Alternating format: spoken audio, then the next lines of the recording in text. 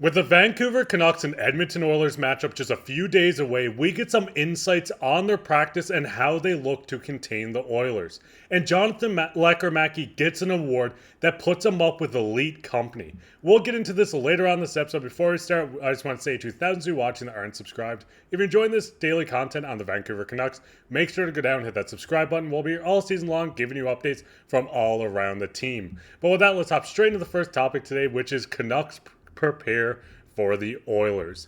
Now, obviously, we got a tweet today from Jeff Pettersson, who is just a senior insider for the Vancouver Canucks, and he said Thatcher Demko has taken the ice after the Canucks practice at UBC. Obviously, getting Demko back in the ice is awesome, even if it's not at full strength. We do see that they ran with three goalies. Obviously, Seeloffs was there, Casey DeSmith.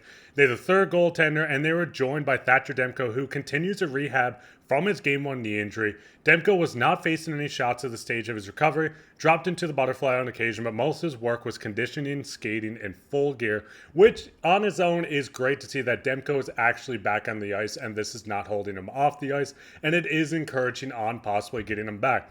Now, obviously, we also got an update that Rick Tocchet was really working the two power plays, and especially the top one. He was working and spending quality time with each player of Quinn Hughes, JT Miller, Elias Pettersson, Boeser, and Elias Lindholm. He spent a lot of time working on that power play individually as a team. The Canucks went 2 for 13 with the man advantage in opening round, with both goals coming from the 2-1 win in the Game 3 victory. So, obviously, Griffin, the biggest things with this is, one, Demko is on the ice and practicing even though he's not fully back yet, and the Canucks are obviously trying to work on one of their biggest problems, which is the power play. And just what's your thoughts on these two things? Touching first on Demko, I think it's even more encouraging than we thought initially about when his recovery could be. I'm not exactly sure when he'll be back, but if I had to guess, maybe perhaps later in this series. It seems like his recovery seems to get better and better with each update that we get. Great news is very encouraging, and it makes me more optimistic that he'll be back for this postseason. As far as the special teams side of things with the power play, I think it's amazing that that was a major point of emphasis this week, especially going into a series where Edmonton is so lethal on the power play and on the penalty kill. So Vancouver's going to have to do everything in their power to make sure that is done to perfection, whether they're shorthanded or with the extra man advantage, and capitalizing on those opportunities. Yeah, that's the big thing. Like you've said so many times, special teams are the biggest part, along with goaltending, obviously, are the two biggest parts. So getting updates on Demko and getting updates on the power play. And it's also nice to get a sneak peek that it seems like obviously they're going to run with Hughes, Miller, Pettersson, Boeser, and Lindholm going on the first unit. But also adding on to the practice, we did get some quotes from a couple players. First one being Nikita Sidorov on the Canucks' keys to not what they can't afford to give up against the Oilers. And he said, turn the puck over. That's the main thing. And their food to eat. Teams turning the puck over against them, they're just jumping on the rush. They're super dangerous on the counterattack. They're waiting for you to make mistakes and just explode because they have such a fast team and they're really good off the rush. And those players would have class skill to make those off rush plays. Obviously, we also see that Lindholm came out and just talked about him preparing for the possible matchup against Connor McDavid if it comes his way.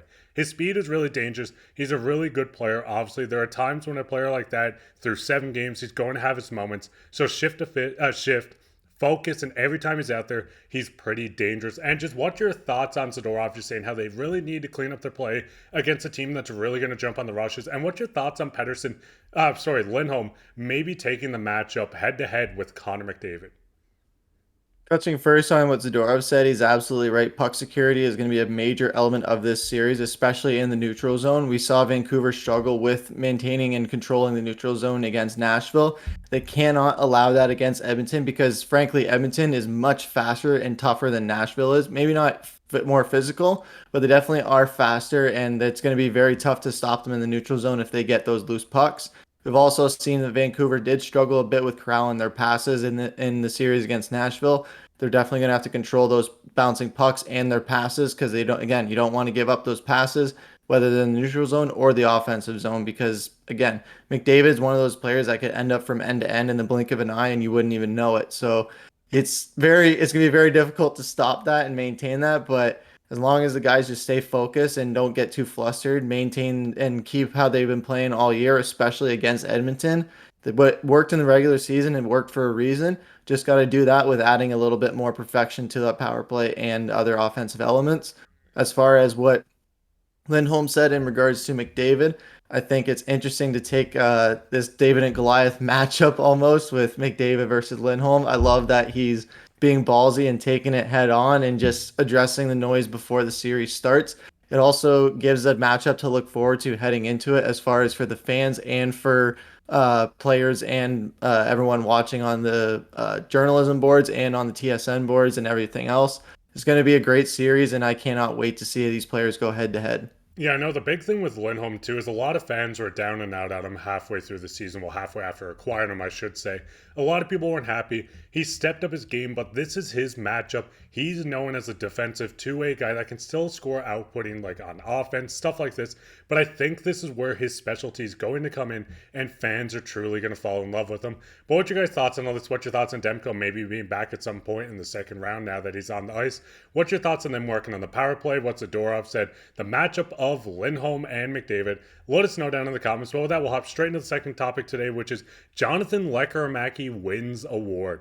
So obviously, if you've been following social media at all, that Jonathan Lekkerimaki won a impressive accolade just a few days ago. On Tuesday morning, the 19-year-old was awarded the 2024 Elite Prospects Award, edging out a fellow countryman and international teammate Noah Östlund.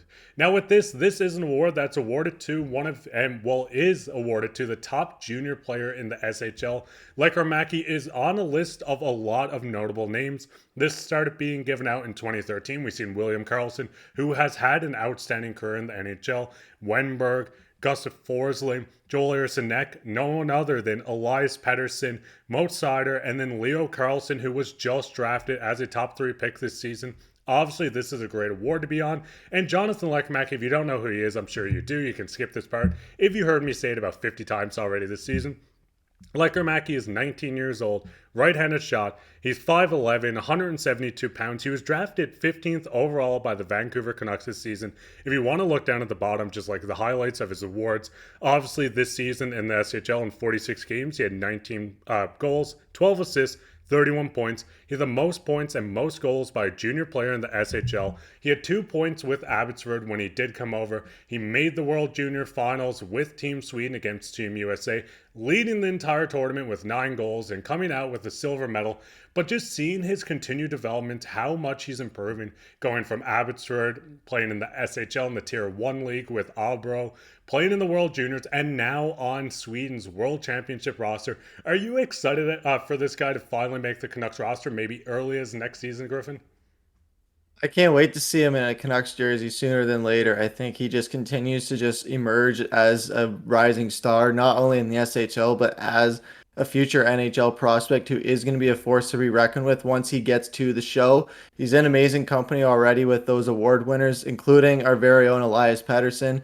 It's great to see Swedes doing well for our team. I had a conversation with someone the other day about how Vancouver loves their Swedish players, and it just continues to work for them. And it's almost like when they're coming over to Vancouver and playing with a fellow countryman. It's like when you go to a new school and there's someone that you know from your same town, or there's someone that you know from that other school. It just helps a lot easier with getting accustomed to that team and that culture. And I think Lekkerimaki is going to do that just fine with all the Swedish talent that we have on the roster and with the front office. Yeah, and like the biggest thing is you look at this list, like you said, you were talking about Pettersson, who is a Vancouver Canuck, but guys like William Karlsson has carved himself into an incredible NHL career with the Vegas Golden Knights, obviously playing with Columbus before. Wenberg's the same. Forsling's one of the top defensemen on the Florida Panthers. Obviously, Seider's been outstanding for Detroit. Leo Carlsson's going to be a star in the NHL. Joel Eriksson-Ek is a top-line center for the Minnesota Wild. So just having his name tied up with players like this is just outstanding, and it just shows you how bright of a future this guy has, just translating from the SHL to the World Juniors to the World Championships over to Abbotsford. He's slowly making his way and playing a ton of hockey this season. So his next goal is to finally make the NHL, and I think he's going to make a push at a camp. So what's your guys' thoughts on Jonathan Lekkerimaki? Do you think he finally makes the Canucks next year? Would you rather see him get a full year in Abbotsford just to get his footing in? Maybe if you get closer to trade deadline or towards the end of the season, maybe he gets a call up. We've seen Baines do it. We've seen a lot of prospects do it for the Canucks. Let us know down in the comments. But speaking on comments, we'll get everyone's favorite topic, which is comments of the day. And the comment today comes from friend of the show, which is Kempener Canucks, he says, our Canucks are owning the award nomination show. What a fantastic season. Great show, Mark and Griffin. Go Canucks, go. I saw Tocchet and Hughes with awards. Can't see Demko winning one because of the injuries, but I hope Petey wins the Selke. But they'll probably not give the Canucks all awards. Can you imagine if they won all 4? I say we win 2 out of 4, and honestly, 2 out of 4 awards plus 1 extra with the Stanley Cup would make for a perfect season. And what's your thoughts on that too, Griffin? Totally agree. I appreciate him giving us the flowers there. It's always great to see the support from the fans and the viewers in the comments. It's been great to see the engagement with them lately over these past few weeks. Totally agree with him as well with the 2 out of 4. It would be crazy if they did sweep along with the Stanley Cup. Crazier things have happened, but who knows? I think definitely 2 out of 4 with the Norris and with the Jack Adams for sure with Tocchet and Hughes. But we'll see how it all shakes out. It's going to be interesting to see come award season. But again, like we've touched on before, all these awards are nice, but we really want the big one at the end of the season. Yeah, the Stanley Cup's all that's matter. You see all the players around the league obviously can win the Hearts, the Rocket, the Norris, whatever. There's only one piece of hardware that people want to bring home for that one day, even though it's a one-day thing. That's the award everyone wants. But make sure to go check out Kempener Canucks. He does awesome content on the Canucks. Like I said, friend of the show. We're going to get him on soon, so keep an eye out for that. And if you want to be featured on the next episode of Canucks Digest, a comment today, make sure to go down, leave the comment, leave a like, subscribe, share this with your friends. We're here for the run with you guys, and we're so excited to continue making content. But with that, I've been your host, Mark Pye, with my co-host, Griffin. Take care.